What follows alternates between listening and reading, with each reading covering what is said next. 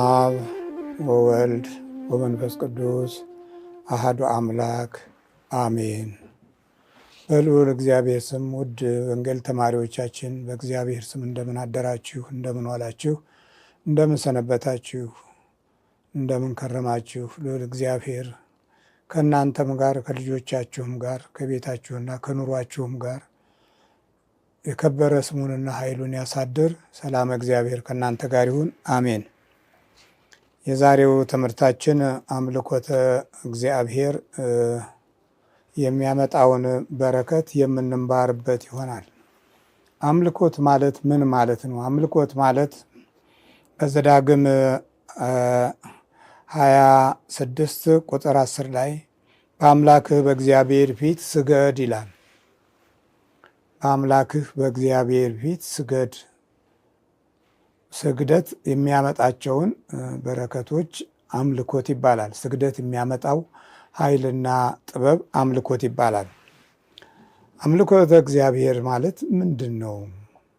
ለምንድን ነው ሳይንቲስቱም የተማረ የሚባለውም አዋቂ ነኝ የሚለውም በእግዚአብሔር አምልኮት ላይ እየተነሳሳ ሊያሞኘን የሚፈልገው ለምንድን ነው? ከሰማያዊ ኃይል ለይቶ ትውልድ ባዶ ሆነው አካሄዱን መርሁንም ስጋዊ እንዲያደርግ የሚደረገው ጥረት ለምንድን ነው ስንል ትልቁ አምልኮተ እግዚአብሔር በሕይወት እንዳይገለጥ ነው። አምልኮተ እግዚአብሔር ሰማያዊ ክብር እንዳያገኝ ነው። በአምልኮተ እግዚአብሔር ሰማያዊ ጥበብን እንዳንማር ነው እና አምልኮት ማለት የውስጥ ፍለጋን የሚያስገኝ መንፈሳዊ ፈቃድ ነው። የውስጥ ፍለጋን ሰዎች ሁል ጊዜ በውስጥ ፍለጋ ሳይረኩ ይቀራሉ።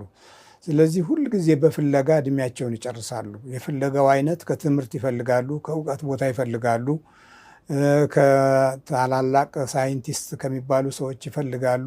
በፍለጋ ውስጥ ሳያገኙት የሚሞቱ የሚያልቁ አሉ። መንፈሳዊ መርሃቸው ሳይስተካከል እንደተነጫነጩ፣ ቤተሰቦቻቸውን እንዳፈረሱ፣ በትውልድ ላይ እርግማን እንደሆኑ ዘመናቸውንና ጊዜያቸውን ይጨርሳሉ። የውስጥ ፍለጋን የሚያስገኝ መንፈሳዊ ፈቃድ ነው። የውስጥ ፍለጋ ሰው ከውስጡ ፈልጎ ካላገኘ ከውጭው ብቻ ከሆነ እንደ እንስሳ ነው የሚሆነው። ሲያስብም ሲናገርም ሲያወራም እንደ እንስሳ ይሆናል። ማለት የእንስሳነትን ጭካኔ ወይም የአራዊትነትን ክፉ ባህሪ የተላበሰ ሆኖ ማንነቱ ይገለጣል። በዚህ ጊዜ ሰውን ያስፈራል ማለት ነው እና የውስጥ ፍለጋን የማስገኛ መንፈሳዊ ፈቃድ አምልኮት ነው። ስትሰግድ እግዚአብሔር የምትሰግድለት ኃይል እና እየሰገድህ ለምትጠይቀው ነገር መልስ የሚያሰጥ የሕይወት ትርጉም እና የፈጣሪን አንተም የመፈጠርህን ሐሳብ እውን የሚያደርግ የፍለጋ ኃይል ነው እና በእግዚአብሔር ፍለጋ ውስጥ አንተ ትገኛለህ። በእግዚአብሔር ፍለጋ ውስጥ እግዚአብሔር አንተን ይፈልጋል፣ አንተ እግዚአብሔርን ትፈልጋለህ። መገናኛው እና በሕይወቱ ውስጥ ነው። መገናኛው ሌላ ውጭ ቦታ አይደለም፣ ውስጥ ነው። ከነፍስህ ጋር ከሕይወትህ ጋር ነው። ሁለተኛው የውጭን እይታ ወደ ብርሃን የሚለውጥ ነው አምልኮት።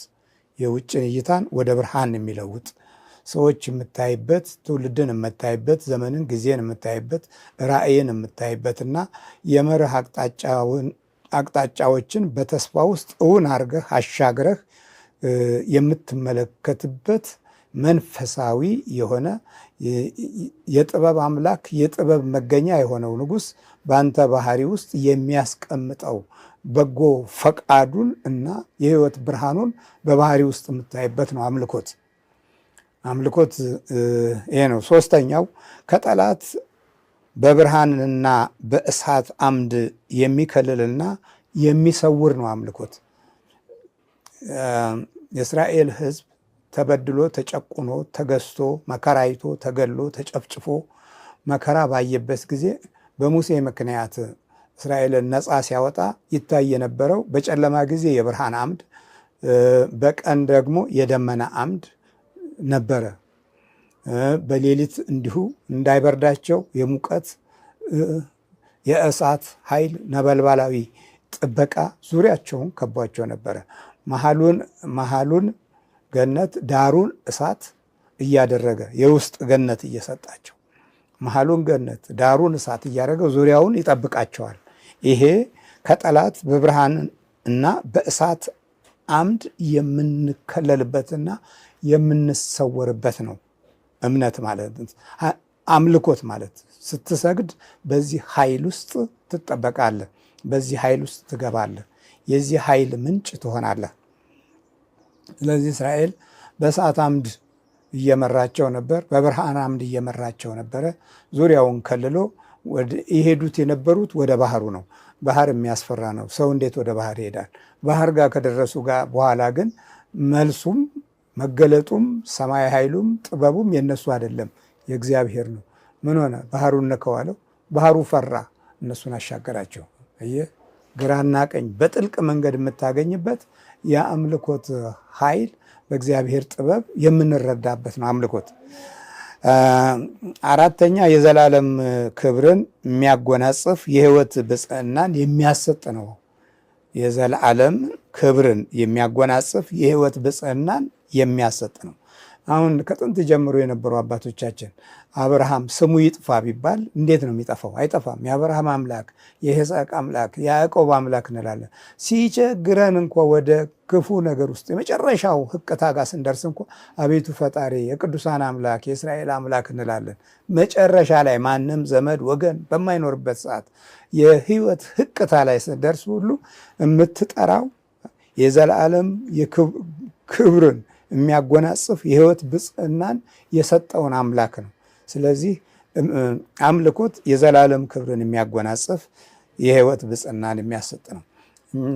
የቀደሙት አባቶቻችን የዘላለም ብፅዕናና ክብርን አግኝተዋል። የሚጠላቸው ትውልድ ተነሳ፣ ምን አለ? ተሳደበም፣ ተራገመም፣ አወገዘም ምንም ያመጣ አይችልም። ምክንያቱም የተጎናጸፉት የዘላለም ክብርንና ብፅዕናን ነው። ሞተው እንኳ ይገዛሉ። ሞተው እንኳ ኃይላቸው ይገለጣል። ሞተው እንኳ በትውልድ ላይ መንፈሳቸው ያድራል። ይህንን የረሳ ነው። በዚህ ዘመን ውስጥ ሞተው እንኳ ሀሳባቸው ከትውልዶች ውስጥ ህይወት ውስጥ ይጀምራል። ከፅንስ ከማህፀን ይጀምራል። ለምን? እናት አባት በባህሪያቸው ውስጥ ያለውን ፈቃድ ተከትሎ ነው ሰው የሚወለደው። ስለዚህ የዘላለም ክብርን የሚያጎናጽፍ የህይወት ብፅዕናን የሚሰጥ ነው አምልኮት። አምስተኛ በሞገስና በጸጋ ከፈጣሪ ጋር የሚያወያይ የሚያነጋግር ሰማያዊ መገናኛ ነው አምልኮት። መስገድ ስትጀምር መገዛትህን ያሳያል። ከልብ ውስጥም መንፈሳዊ ህሊናህ ከመለኮታዊ ባህሪው ጋር እንዲያያዝ ያለህን ፈቃድ ስታሳይ እግዚአብሔር ሰማያዊ እሳቱን፣ ሰማያዊ ብርሃኑን፣ ሰማያዊ መንፈስ ቅዱስን፣ ሰማያዊ መልሱን፣ ሰማያዊ ጥበቃውን፣ ሰማያዊ በረከቱንና ሰማያዊ ስጦታውን በሞገሱ በኩል ወደ አንተ ያመጣዋል። እንዲህ ነው አምልኮት። አየህ፣ ሳታመልክ የቀረህበትን ጊዜና ዘመን ስትፈልገው እና ስታየው የዘላለም ኃይልና ጥበብ እምቢ ብሎ የምትነጋገረው ከክፎች ጋር ነው፣ ከእግዚአብሔር ጋር አይደለም። አምስተኛው በሞገስና በጸጋ ከፈጣሪ ጋር የሚያወያይ የሚያነጋግር ሰማያዊ መገናኛ ነው። አብርሃም ለእግዚአብሔር መስዋዕትን አቀረበ። በመስዋዕቱ ውስጥ እግዚአብሔርን ጠራው፣ ተገናኘ። ወደ ሰዶም ሲሄድ እባክህ ማርልኝ እያለ በእግዚአብሔር ፊት በሚቆምበት ጊዜ ሞገስን ባገኘሁ ጌታ ሆይ እያለ ነበረ። አሁን የምንመለከተው በአብርሃም ሕይወት ውስጥ የአምልኮት ኃይል እንዴት ነው የተገለጠው የሚለውን አብረን እንማራለን። ግን እስቲ የመጀመሪያው መግቢያችን በአምልኮት ውስጥ በሞገስና በጸጋ ከፈጣሪ ጋር የሚያወያይ የሚያነጋግር ሰማያዊ መገናኛ መሆኑን መረዳት ያስፈልገናል። ሰማያዊ መገናኛ ነው። ዝቅ ብለህ በምትሰግድበት ጊዜ ያ ስግደትህ ለፈጣሪ የሰጠው ክብርን ያመጣልሃል። በምትሰግድበት ጊዜ ሞገስን ያመጣልሃል። በመጨረሻ ጸጋና በረከትን በአንተ ሕይወት ውስጥ ያሳድርና የዘላለምን ተስፋና ጊዜያዊውንም ዘመን ጊዜ፣ ወቅት፣ ሰዓት፣ ሰው ያሳይሃል። ውስጡን ታውቀዋለህ፣ ባህሪውን ታውቀዋለህ፣ ጥፋቱን፣ ተንኮሉን፣ ሴራውን ታውቀዋለህ። በዚህ መካከል በጠላት እና በእግዚአብሔር መካከል በአንተና በእግዚአብሔር መካከል ያለውን መንገድ ኃይል እንዲሰጥህ እጅህንም ዘርግተህ በሞገስና በጸጋ ከፈጣሪ ጋር ተነጋግረህ ወይ በረከትን ወይ እርግማንን አሳድረህ ወቅቱን እና ጊዜውን ተንኮሉን ትቀጨዋለህ፣ በአምልኮት ትቀጨዋለህ። እግዚአብሔር ስሙ የተመሰገነ ይሁን። ስድስተኛ በአምልኮት ዓለም ሰውንና መናፍስቶችን የምንዋጋበትና የምናሸንፍበትን ሰማያዊ መርህ የምንቀበልበት መማሪያ ትምህርት ቤት ነው አምልኮት። ትማራለህ፣ ይሄንን የህይወት መንገድን ትማራለህ። ሰውንም ዓለምንም ክፉ መናፍስቶችንም እስከ ሚስጥራቸው እስከ ባህሪያቸው ውስጥ ድረስ ዘልቀህ እንድታውቅ ያግዝሃል አምልኮት። የአምልኮት ኃይል ይሄ ነው። ሰባተኛ በአምልኮት የእግዚአብሔርን መንግስት ውበት ኃይልና ሰማያዊ አመራርን የምንረዳበት የምናይበት የህይወትን ውበት የምንገነዘብበት ነው። የህይወት ውበት ሰማያዊውንም ምድራዊውንም ውበት እንገነዘብበታለን። በዛ ውስጥ በዛ ግንዛቤ ውስጥ ደስታን እንስባለን።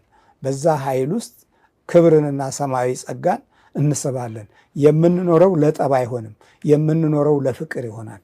የምንኖረው ለመንፈሳዊ ውበትና ሞገስ ነው። ከዛም በኋላ ያላየነውን እናያለን፣ ያልተረዳነውን እንረዳለን፣ ያልተገነዘብነውን እንገነዘባለን። በአምልኮት የእግዚአብሔር መንግስት ውበትና ኃይል እናያለን።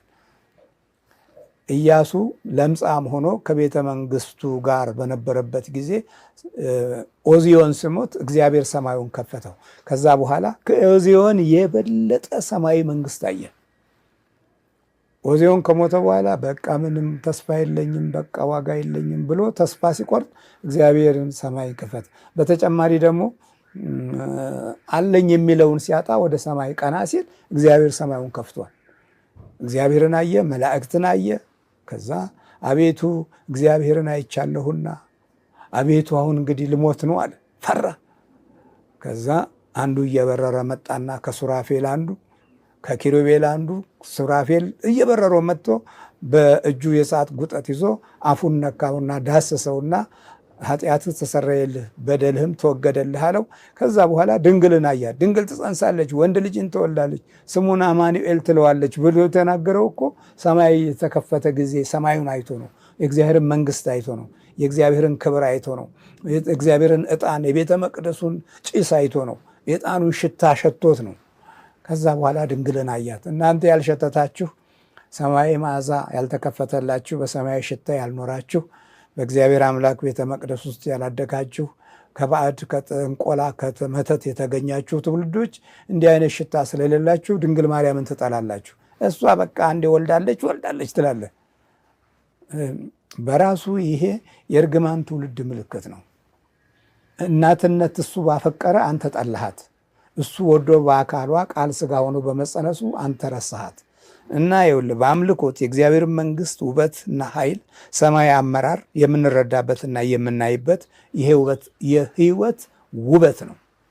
የህይወት ውበት አምላክህ ካላመንክ፣ በሱ ካልተንበረከክ፣ ከእምነት የጸዳ እየተባለ በተለያዩ የፓርቲ አሰራር ተቋም ውስጥ እምነት አልባ ሆነ የምትገባው አገር ልጠቅም አይደለም፣ አገር ልትጎዳ ነው።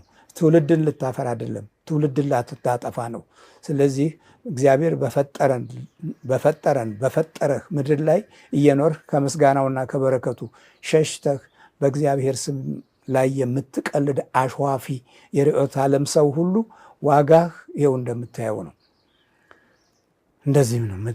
በቃ መጥፋት ነው፣ መኳትን ነው፣ መሰደድ ነው፣ መራብ፣ መቸገር ነው፣ መታመም ነው፣ መሰቃየት ነው፣ መቃዠት ነው፣ መጨናነቅ ነው።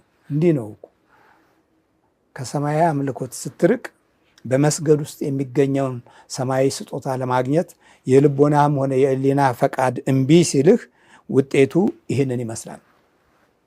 ስለዚህ አምልኮት የእግዚአብሔርን መንግስት ውበት፣ ኃይል እና ሰማያዊ አመራርን የምንረዳበትና የምናይበት የህይወት ውበት ነው። ስምንተኛ ከሰማያዊ ኃይላት ጋር የሚያገናኝና ለጥያቄያችን መልስ የምናገኝበት እንዲሁም የምንረዳበት የህይወት ምላሽ ነው። የህይወት በረከት ምላሽ ነው። ከሰማይ እንገናኛለን። ድንግል ማርያም ከመላእክት ጋር ተገናኘች። ትጸንሻለሽ፣ ወንድ ልጅም ትወልጃለሽ፣ ስሙንም አማኑኤል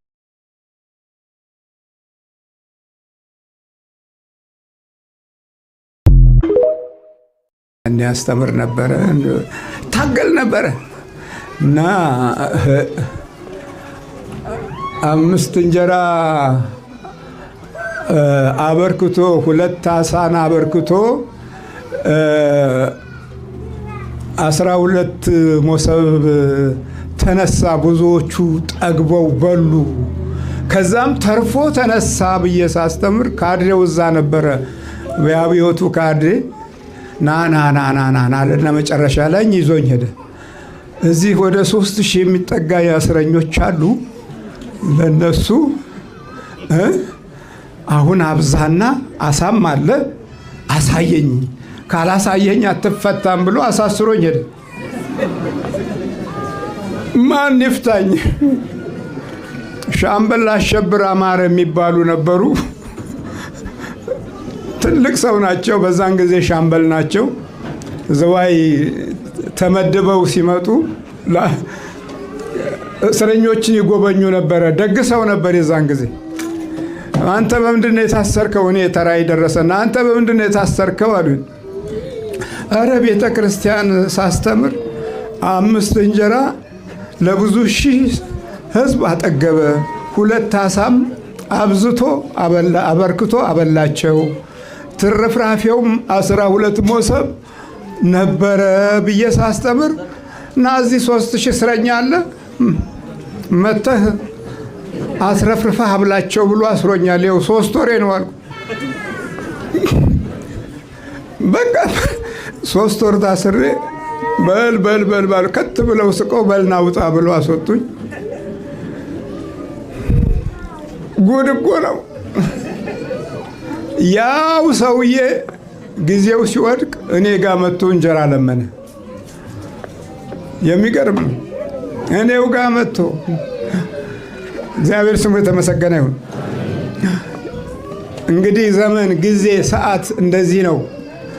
የእግዚአብሔርን በረከት ለጊዜ ለዘመን መሳለቂያ ብናደርግም የበረከቱን ኃይል በሰላሙ በኩል የሚገኘውን መንፈሳዊ ግንባታ በሕይወታችን ውስጥ ባለ መገዛት እናበለጽገዋለን።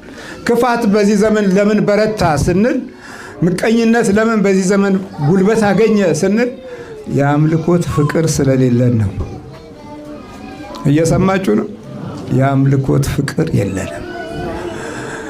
የአምልኮትን ፍቅር የነጠቀን ጠላት ደግሞ ግማሹ ከውርስ የመጣ፣ ግማሹ በቤተሰብ የገባ፣ ግማሹ በተልእኮ የገባ፣ ግማሹ በምቀኝነት የገባ፣ ግማሹ በክፉ ዓይን የገባ አዚም ይሆንብናል። ሰላማችንን ይነጥቀናል። ስለዚህ ከትንሣኤ በኋላ ሞትን የሚያሸንፈውን እግሩን ያዙት። እግሩን ይዘው ሰገዱለት። በዚያ ጊዜም ኢየሱስ እንዲህ አላቸው፣ አትፍሩ፣ ሂዳችሁ ወደ ገሊላ እንዲሄዱ ለወንድሞቼ ተናገሩ፣ በዛም ያዩኛል። አያዩኝም አይደለም ያለው፣ ያዩኛል። በቃሉ በኩል እግዚአብሔርን እናገኘዋለን። ስሙ የተመሰገነ ይሁን አምላካችን። በዛም ያዩኛል። ከድንግል ማርያም ተወልዶ እግሩን አሳየን።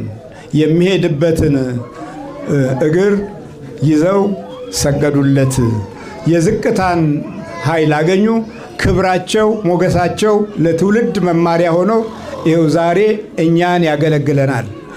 ይኸው እኛ በስሙ በክብሩ እንማጸናለን። እነሱ ባመለኩት አምልኮት ውስጥ በስሙ ተጠርተናል። ስለዚህ ስግደታችን የአምልኮት እንዳይቋረጥ መጸለይ አለብን፣ መስገድ አለብን። ስንሰግድ ልቦናችን ሁሉ ይሻሻላል፣ የጠላት ጉልበት ይሰበራል። በውስጥ በኩል ያለውን አገዛዝ እንሽረዋለን። ለኤልሻዳይ እሰግዳለሁ ስንል ኤልሻዳይ ሁሉን ቻይ ማለት ነው። የአብርሃም የይስሐቅ የያዕቆብ ሁሉን ቻይ ነው ኤልሻዳይ። ለነዚህ ለሁለቱ ነገዶች የተሰጠው ስም በአብርሃም በኩል ማን ነው? ኤልሻዳይ ነው። እኔ ኤልሻዳይ ነኝ ያለው ዘፍጥረት 17 ላይ እኔ ሁሉን ቻይ ነኝ ያለው። የሁሉን ቻይነት ስልጣን ለሰው ልጅም ሲሰጥ ለአብርሃም በቃል ኪዳኑ ብቻ አይደለም፣ በዛ ዘመን ውስጥ ሁሉን ቻይ እንዲሆን ጉልበት አገኘ። ስሙን በገለጸለት ልክ ጉልበቱም የዛኑ ያህል ይጨምራል፣ ስሙን በገለጸለት። ስለዚህ የአብርሃም የይስሐቅ የያዕቆብ ኤልሻዳይ ሆይ ለአንተ ክብር ምስጋና ይግባ ስንል በአምልኮት ውስጥ ሁሉን ቻይነትን ለሕይወታችን እንቀበላለን። ከዛ አዶናይ ነው ሁለተኛው። አዶናይ ማለት ጌታ፣ የሁሉ ጌታ፣ የፈጠረ ያስገኘ እነዚህን ከኛ በላይና ከኛ በታች ያሉትን ያስገኘ፣ የምናየውንና የማናየውን ያስገኘ፣ የፈጠረ ህልውና የሰጣቸው፣ እኛን ደግሞ አካሉን ከአካላችን፣ ህይወቱን ከህይወታችን፣ ህይወታችንን ከህይወቱ አድርጎ ህይወታችንን ምስሉን ሰጥቶ ቁመናውን አስተካክሎ ሲሰጠን፣ አሁን ደግሞ ዲያብሎስ የሰው ልጅን ቅርጽ የሚያዛባ ቅርጸ ቢስ ነገሮች ሁሉ የምናያቸው ነገሮች ያንን ባህሪ ተከትሎ እንደዚህ ትውልድ እንዲዛባ አሁን ጥረት እየተደረገ ነው። ይሄ ፍልስፍናው ዓለም ትውልድን ማዛባት ነው እና ትውልዳችን የተዛባው የዕለት አምልኮትን ልናሳይ ያለመቻላችን ነው።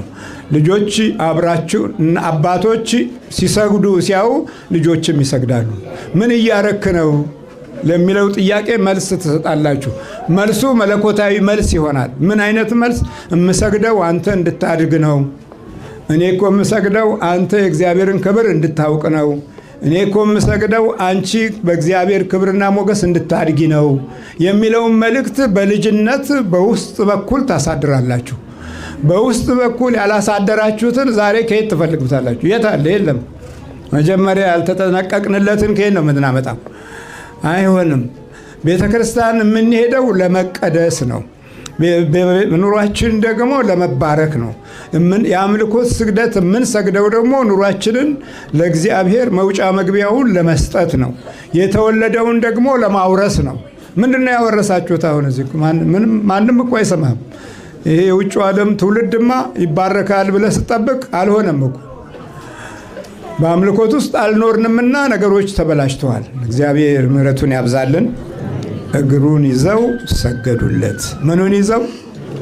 ከምን በኋላ? ከትንሣኤ በኋላ። ይሄ ስግደት ሞት የሻረ ስግደት ነው። የአምልኮት ስግደት ይባላል።